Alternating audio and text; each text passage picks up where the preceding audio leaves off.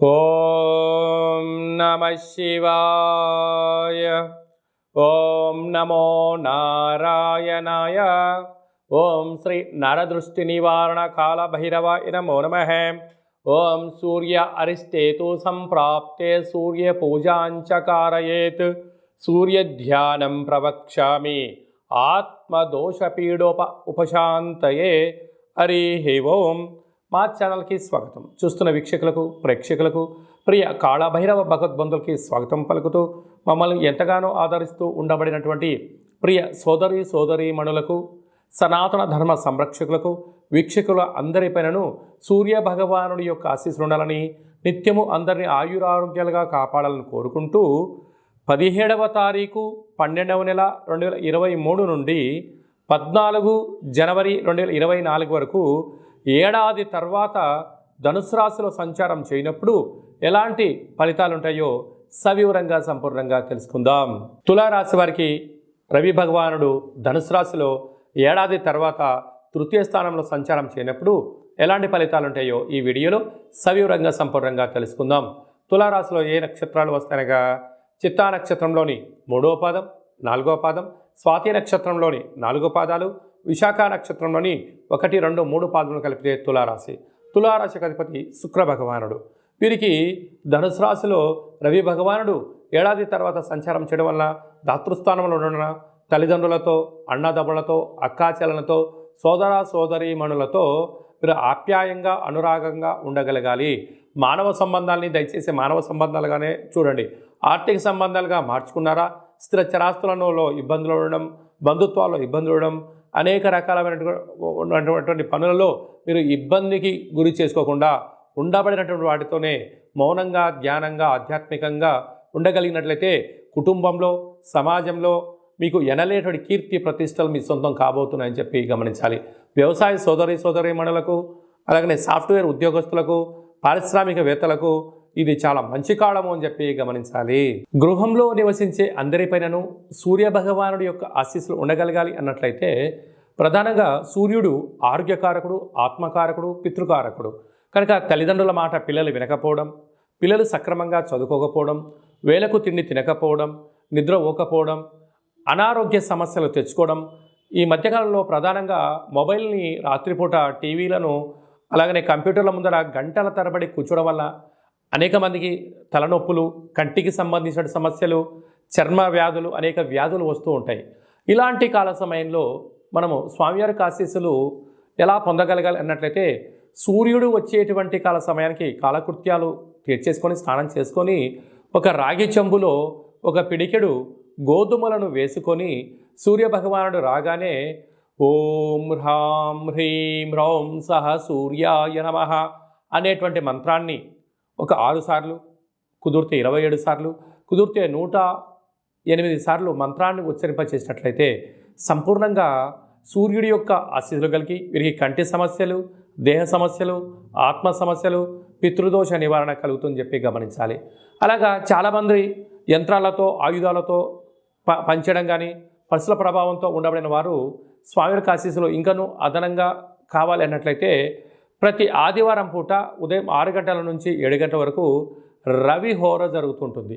అలాంటి కాల సమయంలో మౌనంగా ఉండడం, ఎరుపు వస్త్రాలు ధరింపచేయడము, ఒక ఎరుపు క్లాతులో 1 కేజీంబాబు గోధుమలను మూటకట్టి వాటిపైన ఒక ఎర్రటిని ఒత్తిని దీపాన్ని వెలిగించి మీకు దిష్టి తీసుకొని ప్రవహించే నీటిలో ఈ ధాన్యాన్ని క్లాతును దానం చేయడం వల్ల జల జీవరాశులు తిని మీ పైన ఉండబడినటువంటి శత్రు ప్రభావాలు తొలగిపోతాయని చెప్పి గమనించాలి.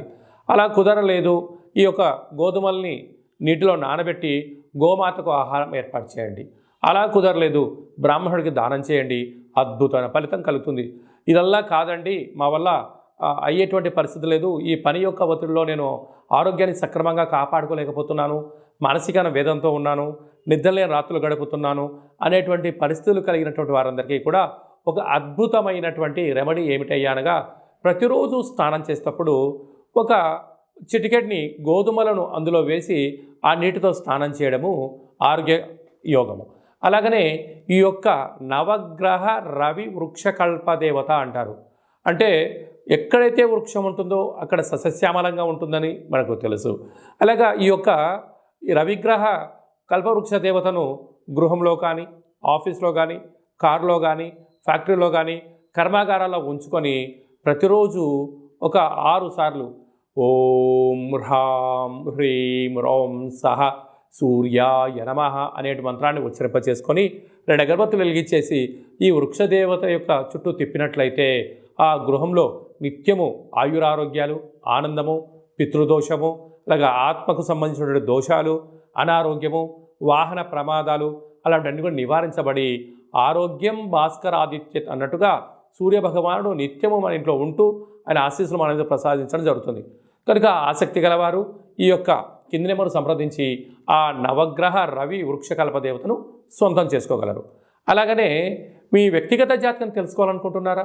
మీరు పుట్టినటువంటి తేదీ, నెల, సంవత్సరం, పుట్టిన సమయాన్ని రాసి మీరు వాట్సాప్లో పంపించగలిగినట్లయితే మీరు పుట్టినప్పుడు గ్రహ గమనాలు ఎలా ఉన్నాయి, ప్రస్తుతం ఎలా ఉంటున్నాయి, రాబోయే కాలంలో ఎలా ఉండబోతున్నాయో సవివరంగా సంపూర్ణంగా 100 సంవత్సరాల జాతకాన్ని వ్రాసి పంపించి మీకు ఎక్స్ప్లెయిన్ చేసి చెప్తూ మిమ్మల్ని ఆధ్యాత్మికమైన కోణంలో ఉన్నత స్థితికి తీసుకొచ్చేంత వరకు సలహాలు సూచనలు ఇవ్వడం జరుగుతుంది.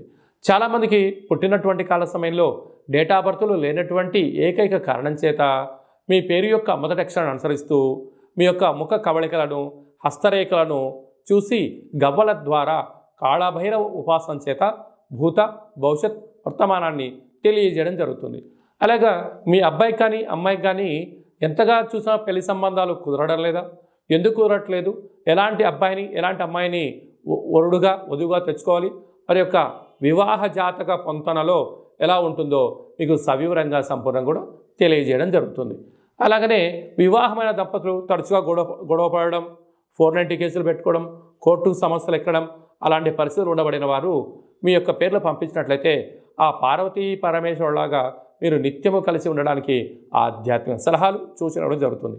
అలాగా మీకు కలిగినటువంటి సంతానం కలిగినటువంటి మీ యొక్క పిల్లలకు ఏ రోజు పుట్టారు, ఏ మాసంలో పుట్టారు, ఏ నక్షత్రంలో పుట్టాడు అనేటువంటి వారి యొక్క పేర్లను ఆధ్యాత్మికమైన నామాలుగా మీకు మంచి అంటే పేర్లో వైబ్రేషన్స్ ఉండేటువంటి రైజింగ్ పేర్లు ఉండేటువంటి పేర్లను కూడా మీకు సజెషన్ చేయడం జరుగుతుంది.